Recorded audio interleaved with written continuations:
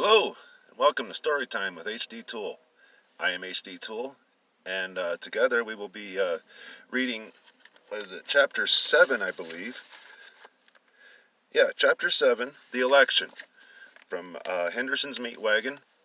Before that, uh, before I get started, if you like what I'm reading, of course, click like and subscribe, and share if you like, comment if you like, um, and uh, and also I have 3 other books on Amazon uh, under HDThul, last name spelled Thul. So, without further ado, let's get started, right? So, Chapter 7, The Election, page 78.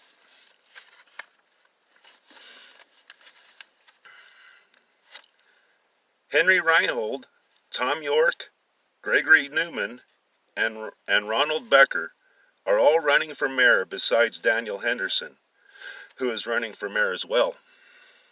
All five that are running are in the city hall in front of hundreds of people debating their campaign. They are all standing on a big stage, facing the people and standing behind podiums, all wearing 3-piece suits and ties and black patent leather shoes. Daniel adjusted his glasses and looked down at his notes and studied them before the debate began. There was a black man with a 3-piece suit standing behind the microphone facing the debate contestants.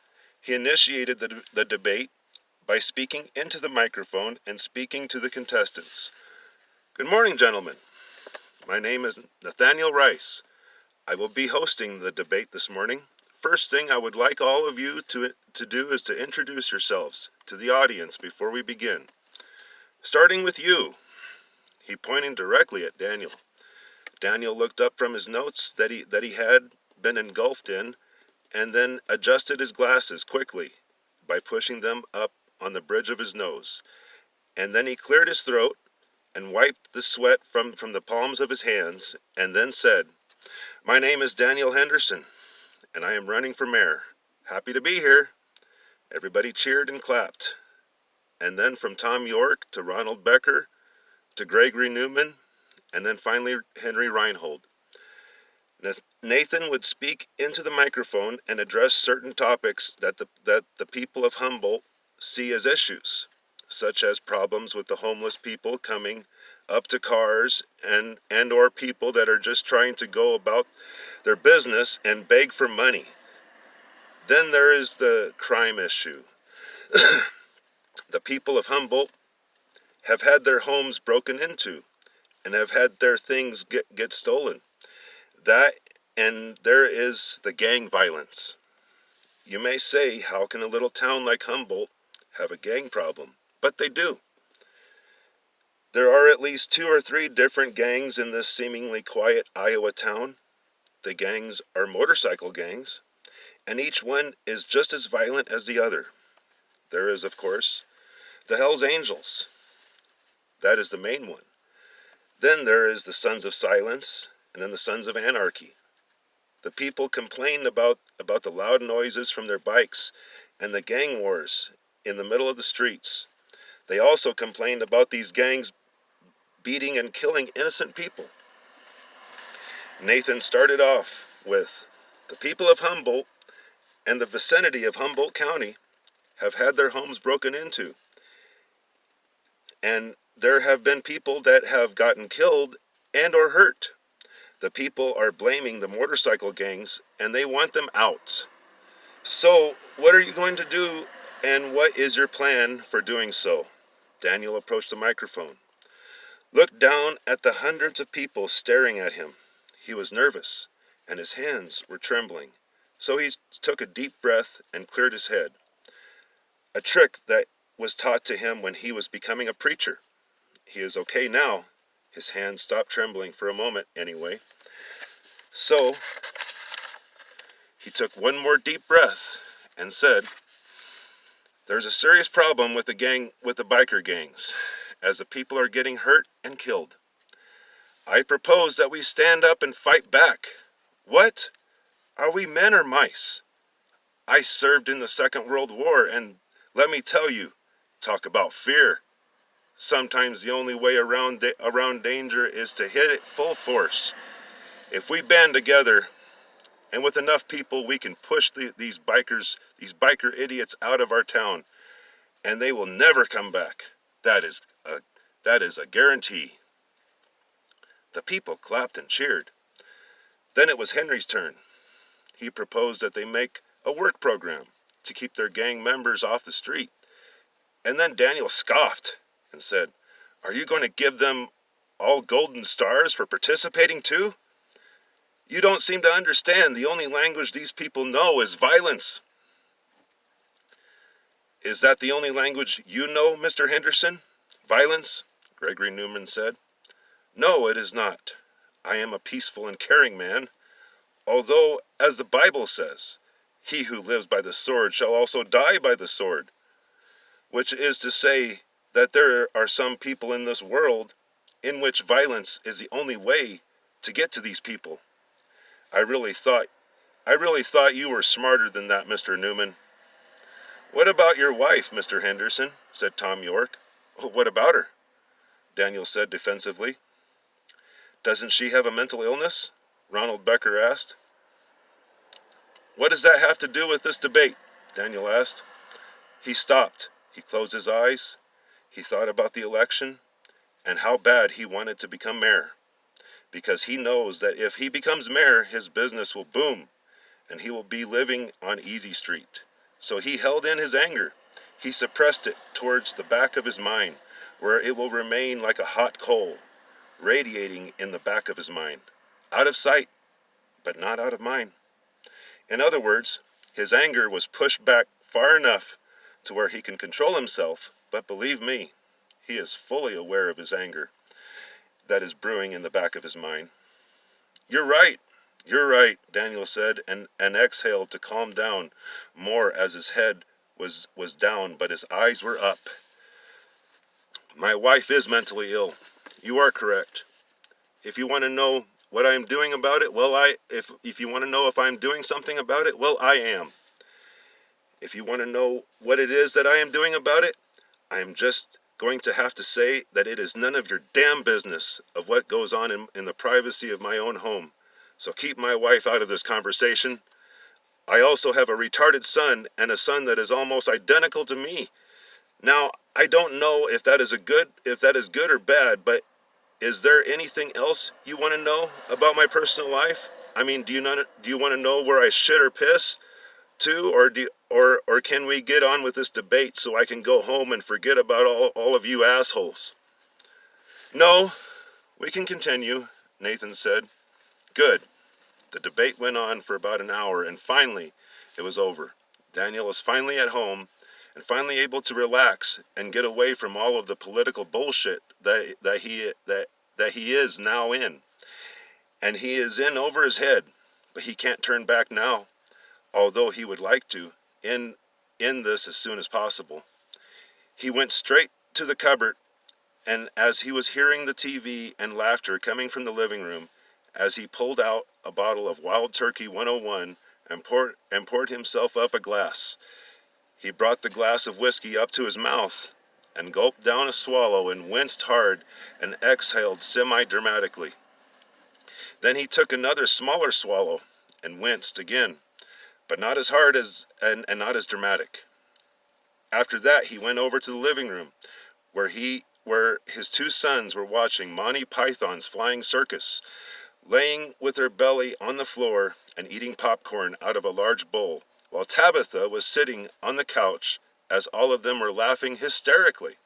Tabitha was reclined on the couch with her feet resting on one arm and her head resting on the other, with her pink furry bathrobe on, with a cup of hot chocolate sitting on the coffee table conveniently close by her. As he was walking into the living room, the Lumberjack song was being sung on the Monty Python show that they were watching. I cut down trees, I wear high heels, suspendies, and a bra. I wish I'd been a girly just like my dear papa. He cuts down trees, he wears high heels, suspendies, and a bra. He's a lumberjack and he's okay. He sleeps all night and he works all day. The scene on the show had several men in red suits singing behind a lumberjack-looking man with suspenders and a flannel shirt, holding an axe and singing next to an attractive woman. Therefore, that was the scene that they were laughing at. The moment Daniel walked into the living room, stressed out and drinking his Wild Turkey 101. Then they laughed even harder when Daniel walked in, as Daniel was unaware of the comedy of the situation. Therefore, his eyes got huge as he figured his family to be mocking him, and rage instantly triggered his anger, which was already fermenting inside his head and heart since the debate. "Are you laughing at me?" Daniel shouted. "Oh no, Papa," Leonard said, and then chuckled afterwards. Daniel raised his hand up to strike Leonard as he shouted, "Are you mocking me?" "Daniel, we are watching Monty Python. Come sit down and watch it with us. It is funny. Calm down. Be a family with us," Tabitha said as she was still laughing, because her laughter had to slowly die down since what she saw was that hilarious. Leonard turned around as Daniel was slowly letting his hand come down to his side as Leonard said, "I'm guessing that the debate didn't go the way you had hoped?" Daniel didn't even speak this time. He was silently walking down to the stairs into the basement to drown in his whiskey. Through the time that Daniel was running for mayor, tension was on the rise and stress was reaching its breaking point with him. Day after day, as Daniel would leave some of the business responsibilities to Leonard, especially since he will take over the business one day after Daniel is dead and gone. As he would leave some of the responsibilities to Leonard, he would spend his time on his political campaign, and day after day, Daniel would end up being so stressed that he would end up taking it out on his family in some way. He would usually just raise his voice and yell a lot, but occasionally he would hit things, and he would hit people with things. But mostly he would just hide in the basement and drown in his own liquor. Eventually, though some snooping and prowling around, he found out where the other candidates lived, so he devised a plan which involved members of his church to personally go to each candidate's house and personally invite them with a written invitation to Daniel's basement church for a worship service. In the invitation, it was said that there would be refreshments and there will be games being played and that it will be fun.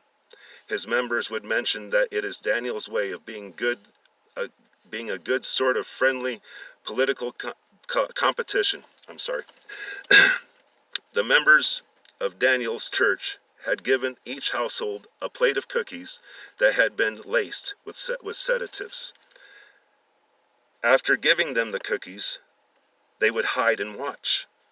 After the cookies were eaten and everybody had fallen asleep, the members of Daniel's church, went back in and took the contestants and their families for the upcoming election, and they brought them to Daniel's basement. In the basement of Daniel Henderson's house, church music was being played on an organ, and people were mingling with each other and finding their seats. Soon the candidates for the upcoming election were carried down to the basement church and put in seats facing the congregation. Soon they began to wake up and see the eyes of the congregation on them as they were tied tightly to each folding chair that they were on. Nervously, they all looked around and trying to free themselves, jumping up and down on the chairs that they were sitting in and tied to. When they found that they couldn't break free, they settled down and said, "What are you doing? Why are you doing this? They will find you and you will be in prison." "They gotta find you first. They will never find you, Daniel said, as their eyes got huge as he said that, and then said, "What do you mean? What are you going to do to us?" "Oh, nothing. We are just going to have us a good old-fashioned ceremonial killing." "What? Are you going to kill us?" "No, I'm not going to kill you. My congregation is." Just then they noticed that each member of the congregation got up from their folding chairs all with knives hanging from their sides. As they were walking closer to them, surrounding them, the contestants started to scream as they began to get cut and sliced by each and every member of Daniel's congregation, cutting, slashing, stabbing, and slicing. Red liquid splattered against the walls of the basement and pooled on the floor. Blood was splattered on the life-size crucifix and on everybody in the basement. After they killed all of the contestants, they took the bodies into the plant from the entrance from the basement and stripped them from their clothes and hooked their ankles on the meat trolleys and began to skin them and gut them out, leaving their carcasses of meat hanging in the meat locker. After that, they cleaned everything with 180-degree water, cleaning and sterilizing the entire place after they cut up the contestants for the next barbecue.